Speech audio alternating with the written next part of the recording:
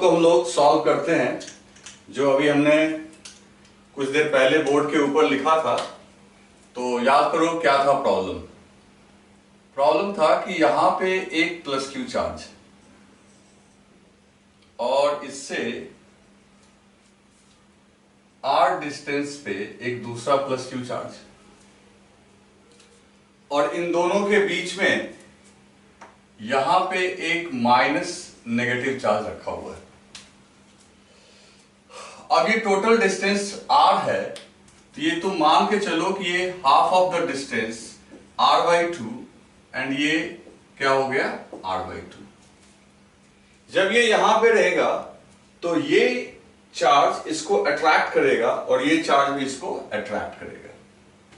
तो और दोनों चार्ज देखो कूलम लॉ से देख सकते हो कि जितना फोर्स ये एक्सर्ट करेगा, क्योंकि चार्ज का मैग्नीट्यूड दोनों का सेम है, डिस्टेंस भी इक्वल है, तो जितना फोर्स ये एक्सर्ट करेगा उतना ही फोर्स वो एक्सर्ट करेगा। तो ये वाला जो पॉइंट है वहां पे इस पे नेट फोर्स क्या हो जाएगा, जीरो। ठीक है, तो इस पॉइंट पे तो नेट फोर्स हो जाएगा जीरो। तो इसका मतलब हम लोग ये भी बोल सकते हैं कि दिस इज इक्विलिब्रियम पोजीशन। मतलब हम लोग सीख चुके हैं कि जहां पे नेट फोर्स जीरो होता है वो क्या होता है, इक्विलिब्रियम पोजीशन। अब क्या कर रहा बच्चों कि इसको शिफ्ट किया गया परपेंडिकुलरली यहां पे, कितना डिस्टेंस, तो x डिस्टेंस। तो जब ये चार्ज यहां पहुंच जाएगा तो तुम खुद सोच के देखो कि जब ये यहां पहुंच जाएगा तो ये जो चार्ज है ये इसको इस तरीके से अट्रैक्ट करेगा एट सर्टेन एंगल, और ये वाला जो चार्ज है इसने भी इसको अट्रैक्ट किया।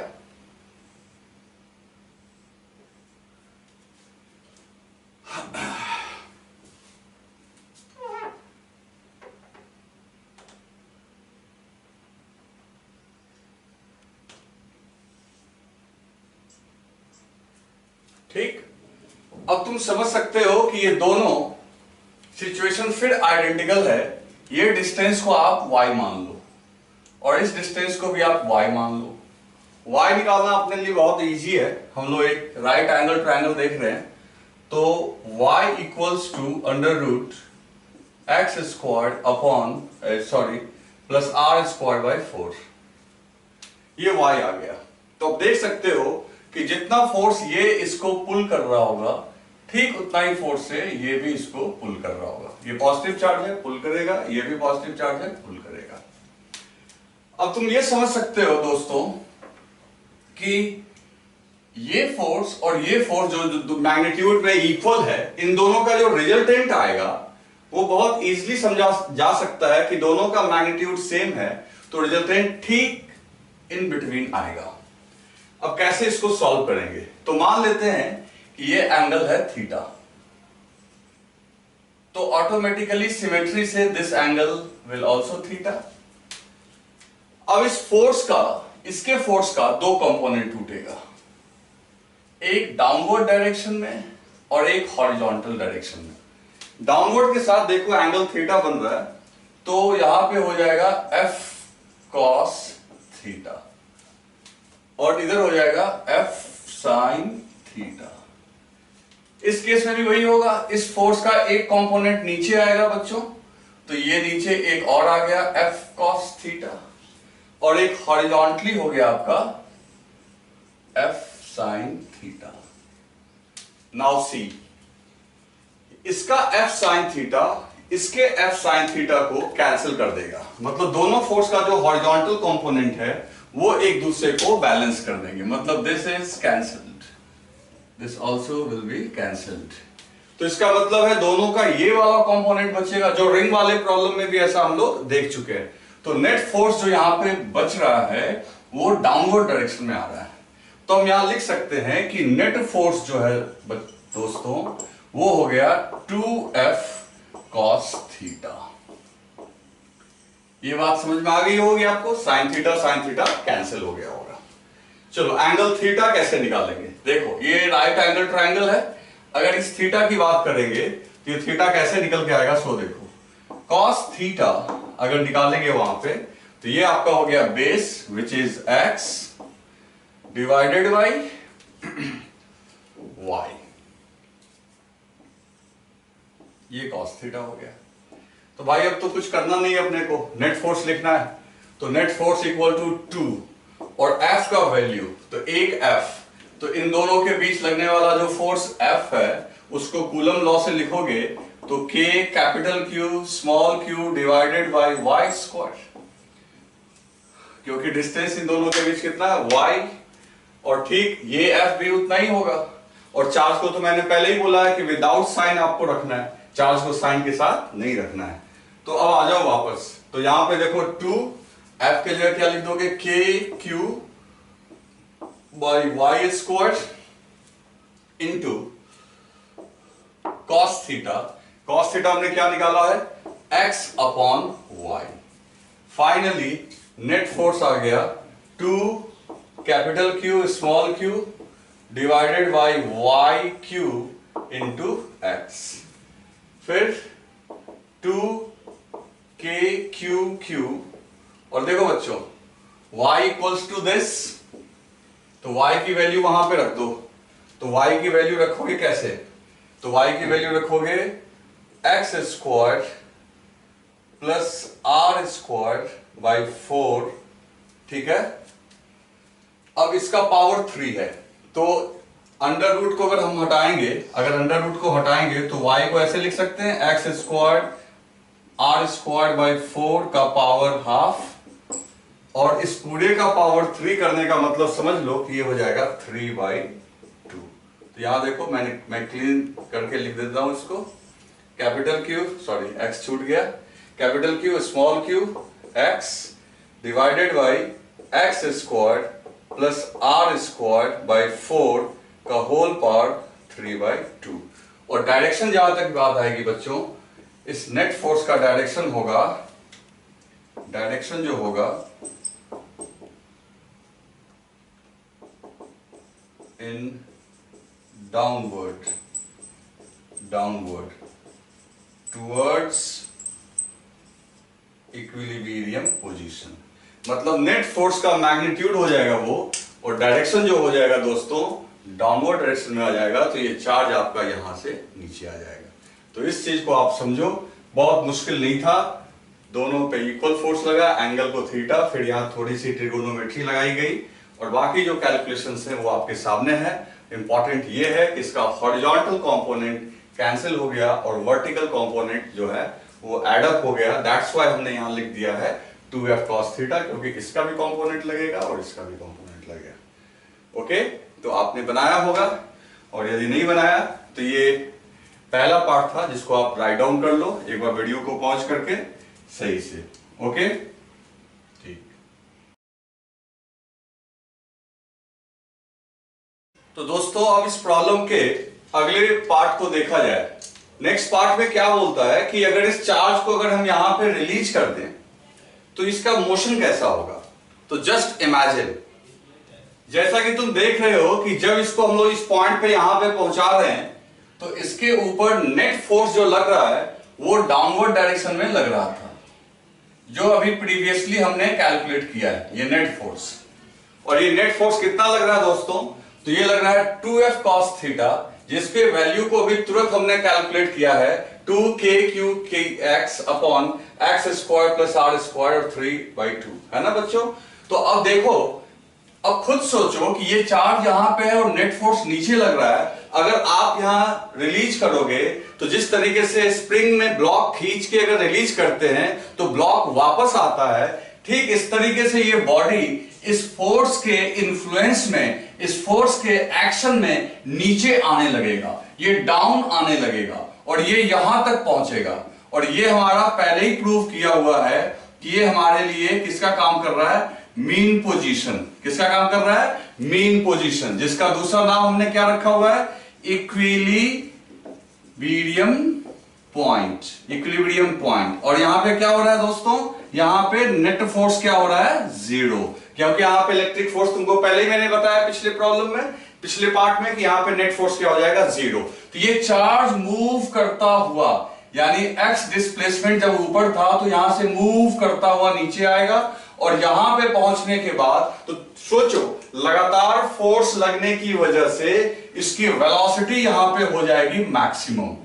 वेलोसिटी जो हो जाएगी मैक्सिमम, क्यों मैक्सिमम हो जाएगी? क्योंकि लगातार अगर फोर्स लगेगा तो पार्टिकल नीचे एक्सेलरेट करेगा, तो यहां इसकी वेलोसिटी हो जाएगी मैक्सिमम, जिसकी वजह से ये सिर्फ यहां रुकेगा नहीं बल्कि ये और डाउन जाने लगेगा। सोचो यहां पे आएगा, यहां पे नेट फोर्स 0 होगा, लेकिन यहां पे ये स्टे नहीं करेगा क्योंकि यहां इसकी वेलोसिटी क्या है? मैक्सिमम। लेकिन इस वेलोसिटी की वजह से ये फिर नीचे जाने लगेगा, और नीचे जाने लगेगा तो तुम खुद सोचो कि जब ये डाउन जा रहा होगा तो ये प्लस क्यू इसको इधर पुल कर रहा होगा और ये प्लस क्यू इसको इधर पुल कर रहा होगा, तो नेट फोर्स किधर लगने लगा होगा? फिर ऊपर। जरा ध्यान देना क्या इंटरेस्टिंग काम हो रहा है। जब ये इस पॉइंट के ऊपर था तो नेट फोर्स डाउन लग रहा था, और जब इस पॉइंट के नीचे गया तो नेट फोर्स अप लगेगा।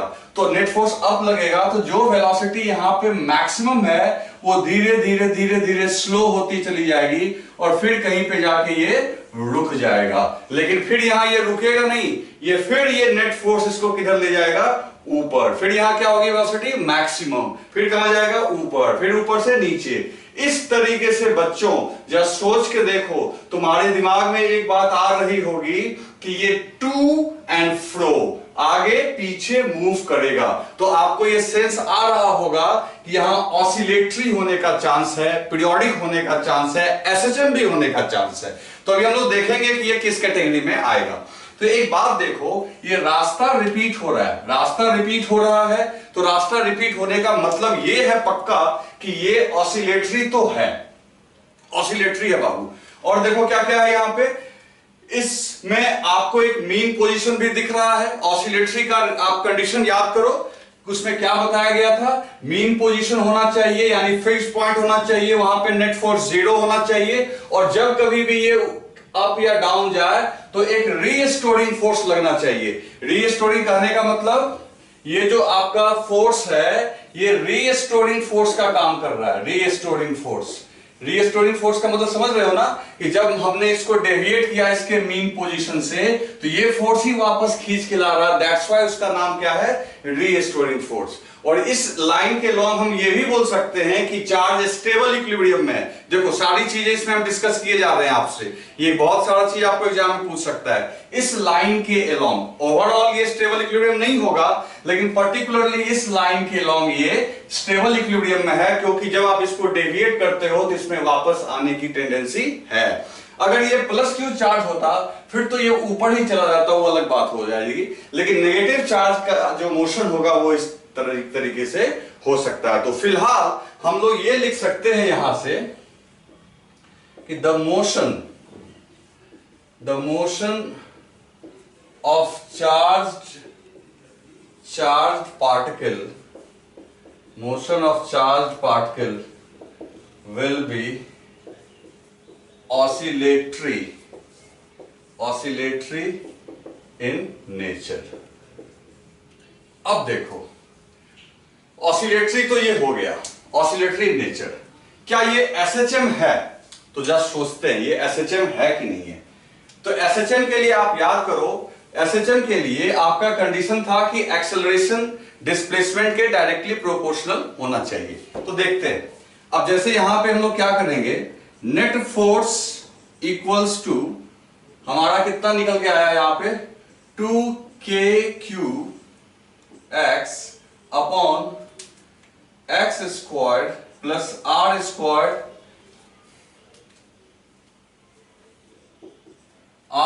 बाई 4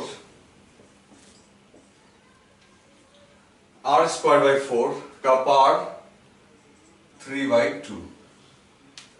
ठीक है, अब तुम खुद सोच के देखो, नेट फोर्स जो है किसी भी बॉडी पे, नेट फोर्स के जगह हम लोग लिख सकते हैं न्यूटन्स लॉ से, याद करो नेट फोर्स को लिख सकते हैं मास इनटू एक्सेलरेशन। ये कहां से हमने लिख लिया? From Newton's second law, Newton के सेकेंड लॉ से। तो न्यूटन के सेकेंड लॉ से हमने लिख लिया यहां पे मास इनटू एक्सेलरेशन।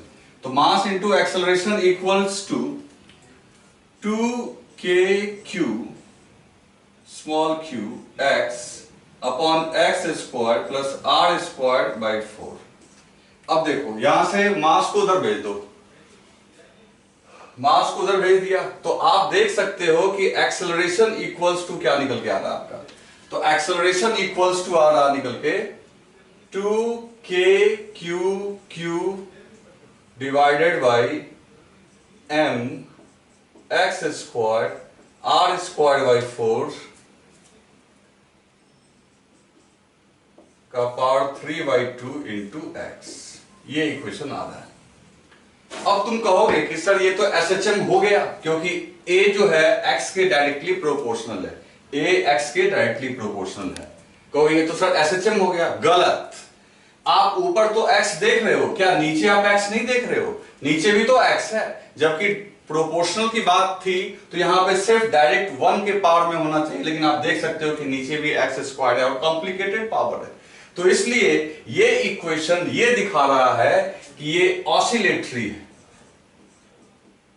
ऑसिलेटरी के लिए कोई दिक्कत नहीं, ऑसिलेटरी है बट नॉट एसएचएम। ऑसिलेटरी है लेकिन एसएचएम नहीं होगा। सवाल है ऑसिलेटरी है बट एसएचएम नहीं होगा। लेकिन अब यहां से बात आगे बढ़ती है कि क्या ऐसा है कि ये ऑसिलेटरी है और एसएचएम नहीं होगा? तो नहीं, ऐसा नहीं, थोड़ा और सोचते हैं। तो पहले आप एक बार इसको राइट डाउन करो, वीडियो पॉज करो और राइट डाउन करो, और फिर मैं बताता हूं कि ऑसिलेटरी तो अभी तक है, ये ऑसिलेटरी तो हो ही रहा है, एसएचएम का क्या कंडीशन आएगा वो पूछना है और यहां पे वो सोचना है। और ये कंफ्यूज मत होना कि ए एक्स के प्रोपोर्शनल है तो ये एसएचएम क्यों नहीं हो रहा है, नीचे भी एक्स है, लेकिन एसएचएम का भी एक कंडीशन बनाएंगे, अभी आपके सामने आपको दिखाएंगे। तो चूंकि जगह नहीं है बोर्ड पे, तो आप एक बार इसको वीडियो पॉज करके इसमें चीजों को ढंग से लिख लो, फिर मैं आगे बात करता हूं।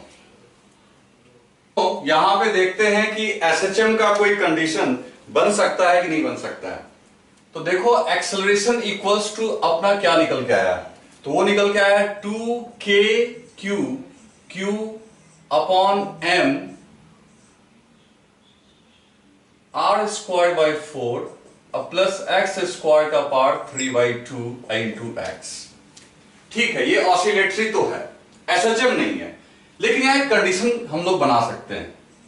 If x very very less then r, अगर दोस्तों ये डिस्प्लेसमेंट जो है x ये r के कंपेयर में बहुत छोटा हो, तो बहुत छोटा होगा तो हम लोग r square by 4 plus x square को अप्रोक्सीमेटली यहां x को नेग्लेक्ट कर देंगे और लिख सकेंगे आर स्क्वायर बाई 4।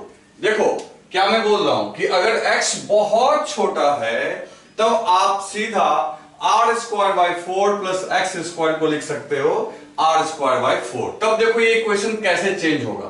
अब लिख सकते हैं a equals to 2 capital Q small q x divided by m, और ये तो नेग्लेक्ट हो गया, तो ये नेग्लेक्ट हो गया, तो ये देखो ये आर स्क्वायर बाई 4 को मैं लिख सकता हूं r का पावर r बाई 2 का पावर 2, अब पूरे का पावर 3/2 है इंटू 3/2, पावर में पावर मल्टीप्लाई हो जाएगा।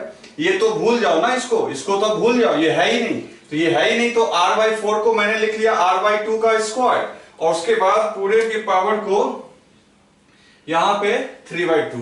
फाइनली ये आपका कैंसिल हो गया 2, और इसको अगर सॉल्व करोगे तो ये आके निकल के आएगा आपका, तो देखो क्या निकल के आएगा, पावर 3 है तो 2 का पावर 3 करेंगे, 2 का पावर 3 8 ऊपर चला जाएगा, तो ये आएगा आपका 16। देखो यहां से 8 ऊपर चला गया और 2 पहले से है ऊपर में, QQX अपॉन, ठीक है, नीचे क्या हो गया M, और ये R का पावर क्या बचेगा 3।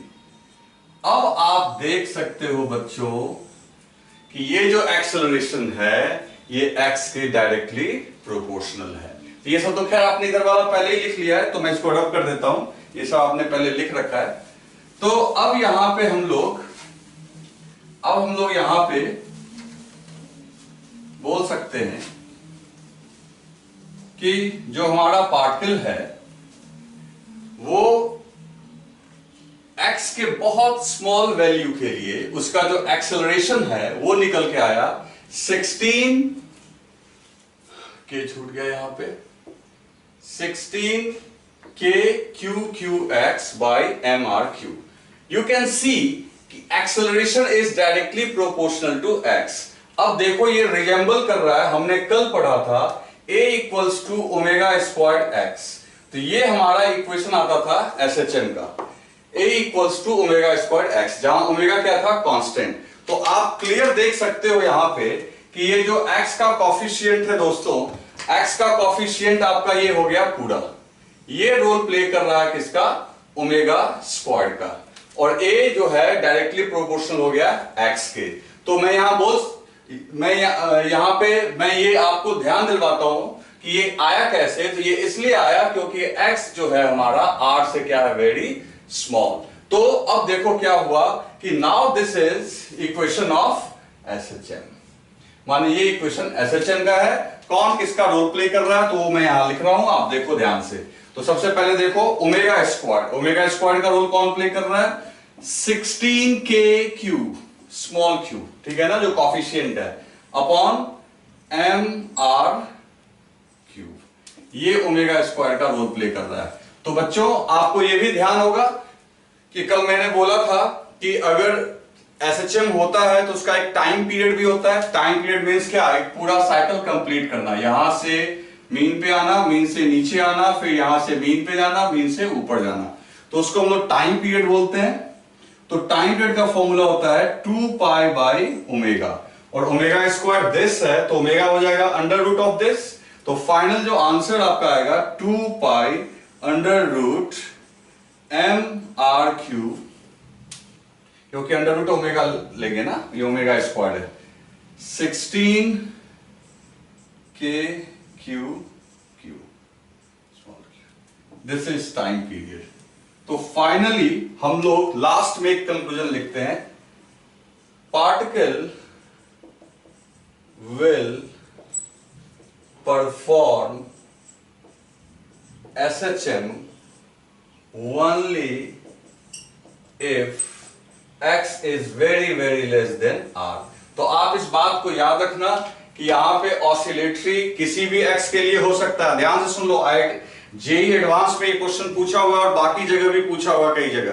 तो किसी भी x के लिए, for any value of x, particle will perform oscillatory motion. But for SHM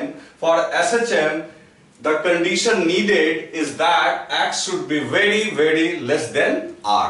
For SHM x का वैल्यू r से क्या होना चाहिए, बहुत छोटा, तभी जाके मैं यहां पे इसको निगलेक्ट कर पाऊंगा और ये नीचे से x गायब हो जाएगा. तो आपका एक्सेलरेशन जो है x के डायरेक्टली प्रोपोर्शनल.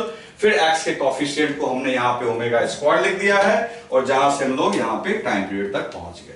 तो इसको आप बार बार रिवाइज करेंगे. ये प्रॉब्लम अपने आप में एक ऐसे है, ऐसे समझते हो ना, पूरा पैराग्राफ है जो आपको कई सारे कॉन्सेप्ट्स को बार बार रिवाइज, ये नहीं कि जस्ट नोट डाउन कर लेना, आपको इसको बार बार रिवाइज करना. तो एक बार फिर से इसको भी आप राइट डाउन कर लो. ओके दोस्तों,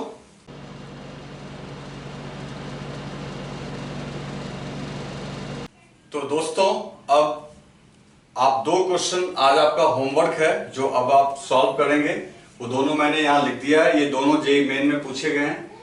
तो इस तरीके से मैं 2-3 क्वेश्चन रोज होमवर्क में भी दूंगा, और जैसा कि मैंने बोला है कि जल्द ही हम लोग तुमको पीडीएफ का फाइल देना शुरू करेंगे, जो इसके डिस्क्रिप्शन में लिखा हुआ मिलेगा, जो आप डाउनलोड कर सकते हैं, जो डीपीपी के फॉर्म में होगा. तो देखो पहले ये दोनों क्वेश्चन आप सॉल्व करना. एक बार मैं ढंग से क्वेश्चन को पढ़ देता हूं, आप लिख लेना इसको वीडियो पॉज करके. क्वेश्चन क्या है, if A charge small q is placed at center of line joining two equal charges capital Q such that the system is in equilibrium, then the value of Q is. तो small q का value बताना है. तो choice A में है capital Q by 2, choice B में है minus Q by 2, choice C में है Q by 4, चॉइस डी में है माइनस Q by 4. दूसरा क्वेश्चन है, 4 charges equal to minus capital Q are placed at the 4 corners of square and a charge small q is at center. If the system is in equilibrium, find the value of small q. तो बच्चों ये दोनों question को solve कर लेना और जितनी चीज आज आपको हमने समझाई है उसको रिवाइज करना। तो नेक्स्ट वीडियो जो हमारा होगा वो इलेक्ट्रिक फील्ड पे होगा और इन दोनों का मैं सॉल्यूशन भी दूंगा। तो नेक्स्ट वीडियो हमारा इलेक्ट्रिक फील्ड पे होगा, तो आप एक बार अपने बुक से इलेक्ट्रिक फील्ड पढ़ लेना अच्छे से और उसको मैं नेक्स्ट क्लास में डिस्कस करूंगा। ओके बच्चों, थैंक यू।